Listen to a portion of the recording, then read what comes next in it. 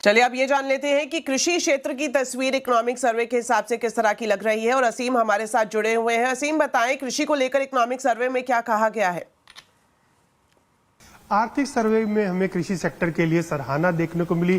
कृषि सेक्टर के सामने बहुत सारी चुनौतियां थी, लेकिन इन चुनौतियों के बावजूद इसमें ग्रोथ बरकरार रही, जिससे कि ग्रामीण क्षेत्रों को काफी मजबूती मिली।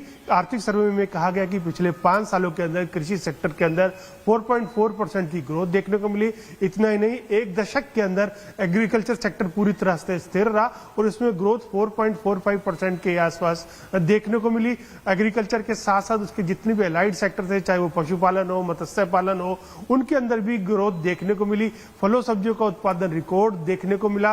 12 से 13% के आसपास ग्रोथ हो रही है और पिछले 5 सालों में इसमें ग्रोथ 33% के आसपास की देखने को मिली है। इतना ही नहीं, सरकार ने जो मिशन चलाया आत्मनिर्भर दालों के लिए, उससे भी दालों का प्रोडक्शन है वो लगातार बढ़ रहा है और जो एडिबल ऑयल है उसमें आत्मनिर्भर बनने की दिशा में काफी तेजी से आगे बढ़ रहे हैं। पिछले 1 साल के अंदर इसमें जो प्रोडक्शन है उसमें करीबन 75 लाख टन की बढ़ोतरी देखने को मिली और इंपोर्ट में करीबन 7% की कमी भी देखने को मिली है। हालांकि आर्थिक सर्वे के मुताबिक अगर एग्रीकल्चर सेक्टर को बढ़ावा देना है, किसानों की आय दोगुनी करनी है, तो इसके लिए नीतिगत कदम जो है वो भी उठाने पड़ेंगे। टेक्नोलॉजी के ऊपर भी फोकस आने वाले दिनों में एग्रीकल्चर सेक्टर को करना पड़ेगा, जिससे कि प्रोडक्टिविटी बढ़ सके।